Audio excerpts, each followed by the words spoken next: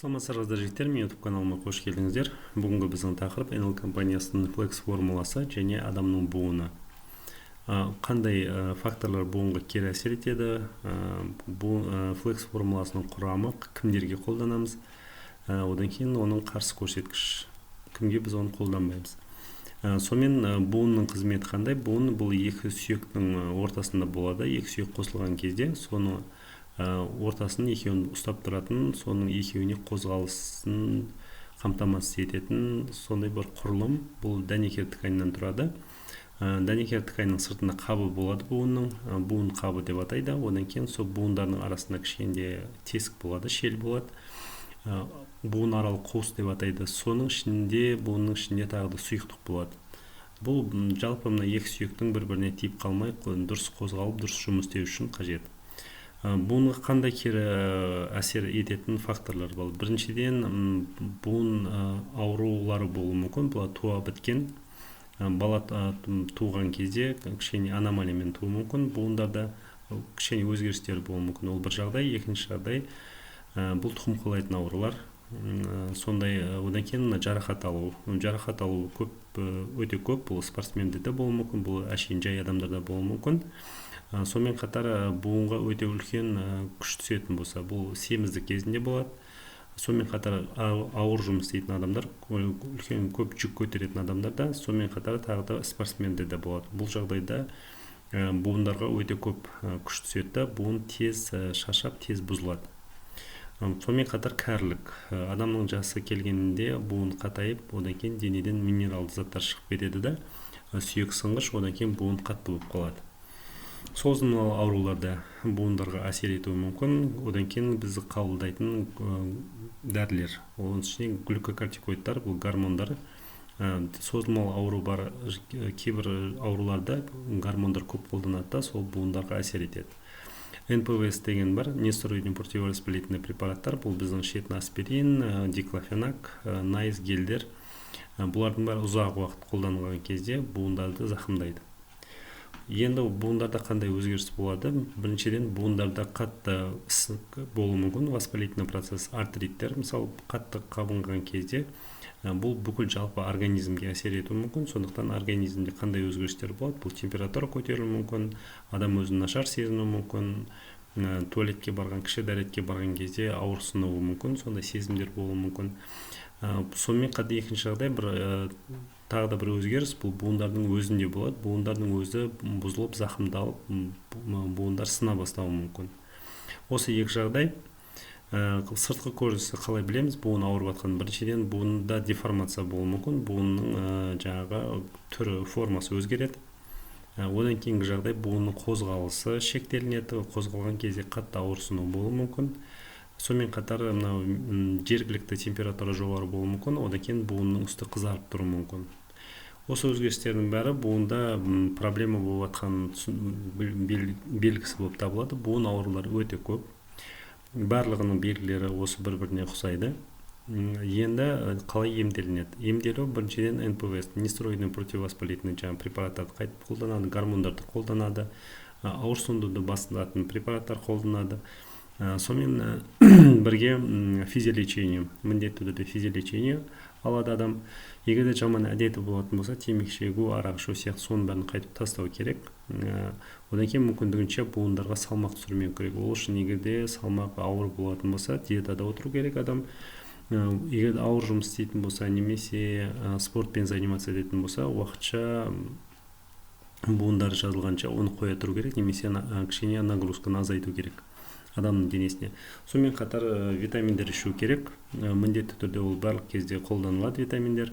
Буын ауырсын, ауырмасын алдын алу мақсатында немесе емдік мақсатта витаминдер қолданамыз. Соны айтайын дегенім, бүгін біздің NL компаниясының флекс формула өнімі жайлы. Бұның құрамын барлығын айтудың қажеті жоқ, бірақ мен ішіне ең керектау деген, қызығау деген бір фактілер, жағдайларды айта кетейін. Бұл имбир бар құрамында. Имбирдің құрамында имбир не үшін керек? Имбир біріншіден иммунитетті көтеру үшін керек. Одан кейін буындағы ісікті қайтарады, буындағы ауырсыну сезімін басады. Одан бөлек бізде остеокласт деген бір клетка бар. ол остеокласт деген адам денесінде пайда болады да, сол бір кислоты қышқыл бөліп нелерді, сүйектерді ыдыратады, зақымдайды сүйекті. Вот сондай жақсы емес бір клетка бар, имбирь соның синтезін тоқтатады, басып тастайды. Сол үшін керек. Одан кейін тағы да бір жағдай, бізде экстракт бамбука деген бар. Бамбук бұл құрамында көп мөлшерде кремний бар. Кремний негізі табиғи ортада өте көп, бірақ организмге өте сирек түседі. Тура осы бір жағдайда бұл коллагеннің синтезіне қатысады. Коллаген өткен жолы коллаген және мен ютубқа информация қойғам. Сол коллаген деген бұл белок. Бұл бүкіл біздің шашымыз, тырнағымыз, теріміз, ішкі органдар, буындар, сүйектерде болатын белок. Ол каркас ретінде барлығын ұстап тұратын сондай өте бір маңызды керек бізге белоктың бір түрі. Соның синтезіне қатысады кремний. Сонымен қатар хондроитин, одан кейін глюкозамин деген бар. Хондроитин, глюкозамин бұл буынның құрамына кіретін, буынның составына кіретін сондай бір заттар. Былайша айтқанда бүкіл буын ауруларында немесе буын ауруларын алдын алу мақсатында осыларды қолданады. Өйткені буын зақымдалған кезде именно осы заттар жаңа буында жетіспейді. Сондықтан бұны сырттан қабылдауға тура келеді. Глюкозамин бұл коллаген жаңа белоктың синтезіне қатысады. Бұл бір жағдай. Одан кейін синовиальная жидкость деген бір буын аралық жаңа сұйықтық, буындардың ішкі беті зақымдалмас үшін буынның ішінде өз сұйықтығы болады. Соның синтезіне қатысады. Одан кейін жаңа воспалительный процесс дейді, қабыну процесін тоқтатады, азайтады глюкозамин. Одан кейін свободный радикалы деген бар. Свободный радикалы деген бұл негізі өткен жолы бір түсіндіріп айттым. Бұл адамның денесінде бос электроны бар заттар, химиялық заттар. Бұлар бос электрон неге свободный радикалы жақсы емес, өйткені бұл тканьдарда, одан кейін клеткаларда реакцияға түседі. Сол клеткаларды зақымдайды, одан кейін адамның ерте қартаюына алып себеп болады. Бұл кәдімгі жаңа суға ақтты тастаған сияқты. Ақтты тастаған кезде су қайнайды, бұрқылдап тұр, сол сияқты. Енді примерно мысал ретінде айтатым, сол сияқты химиялық реакциялар жүреді организмде. Свободный радикалы сол реакцияларды жүргізіп, адам жаңа клеткаларды зақымдайды. Глюкозамин солардың кішкене несін тежейді. Сол свободный радикалдарды азайтады. Сонымен қатар, сонымен бірге ол жаңағы буындардың қартаюын тежейді. Осындай жағдай бар. Флекс формула кімдерге береміз? Біріншіден спортсмендерге, одан кейін жаңа өте көп жұмыс істейтін, жаңа физически көп жұмыс істейтін адамдарға, ер адам болсын, әйел адам болсын, көп жүретін, көп бір орында тұратын адамдарға беру керек. Одан кейін жас балдарға, буын ауыратын, тез өсіп жатқан балдарға, салмақ қосып, кішкене салмақ ауырлау кісілерге беру керек. Одан кейін міндетті түрде әйел адамдарына беруіміз керек, өйткені бізде остеопороз деген ауру бар. Ол климакс кезінде, климакстың алдындағы жағдайларда әйелдерде өте көп кездеседі. Әр 3 әйелдің біреуінде статистика бойынша остеопорозбен ауырады, а еркек адамдардың 5-інің біреуі ауырады.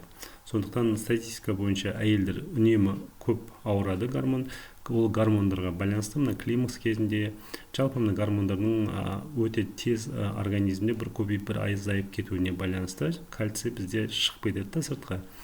Соған байланысты сүйек сынғыш болады. Вот именно сол әйел адамдарына климакс кезінде, климакс алдындағы жағдайда біз әйел балаларына беруіміз керек. Осындай жағдайларда одан кейін буыны жаңа зақымдалған, буын ауыратын, болмаса травма алған адамдар флекс формуланы үнемі ішіп отыру керек. Жаңа буындың ауруын алдын алу үшін, немесе жаңа буындардың тез қалпына келу үшін. Осы жағдайда. Сонымен флекс формула бізге не береді? Біріншіден қабыну процестерін азайтады. Одан кейін буындардың қозғалушылығын сақтайды. Буындар мен сіңірлерді жаңа тез қалпына келуге көмектеседі. Содан кейін жалпы қартаюдың алдын алады, буындардың қартаюдың алдын алады. Бір капсуладан күніне 2 рет ішіледі, азында кешке, азынан күндіз, одан кейін кешке ішілетін жаңа несі бар, таблеткалар бар. Біреу ақ, біреу көк. Осы жағдай ұзақтығы бұның әртүрлі адамның өзіне байланысты. Егер де буыныңыздың профилактика ішетін болсаңыз, ішеңіз ауырмайтын болса, бір капсуладан күніне 1 рет, одан кейін 2 ай, 3 ай демалып қайтып ішуге болады. Бұл күз-көктем айларында міндетті түрде ішілу керек. Егер де сіздің буыныңыз ауырған болса, болмаса травма алған болсаңыз, болмаса кішкене ожирениемен страдать ететін болсаңыз, оны жиірек ішесіз.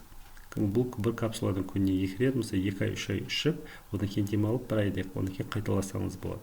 Бұл енді жалпы сіздің жалпы өзіңіздің финансовый жағдайыңызға, денсаулығыңызға байланысты болатын жағдай. Қай жерден алуға болады? Бұл өздеріңіздің бізде әр қалада не бар, магазин бар, NL компаниясының, болмаса интернет арқылы заказ қылсаңыз болады, сол жақтан барып алсаңыз болады, болмаса NL компаниясында жұмыс істейтін қыздар жігіттер бар, сол кісілерге заказ тапсырыс қылсаңыздар болады. Тыңдағаныңызға үлкен рахмет. Егер де түсініксіз жағдай болса, сұрақтарыңыз болса қойыңыздар, мен жауап беруге тырысамын. Менің каналыма жазылыңыздар. Бұл канал жаңағы мүмкіндік болса осындай қызықты жағдайларды, адамның денсаулығына байланысты болатын жағдайларды айтып ютубқа қоюға тырысамын. Сіздердің лайктарыңыз, сіздердің подпискаларыңыз мен үшін стимул болады. Сондықтан подписация етіңіздер, лайк қойыңыздар, комментарий жазыңыздар. Тыңдағаныңызға үлкен рахмет. Қош сау болыңыздар.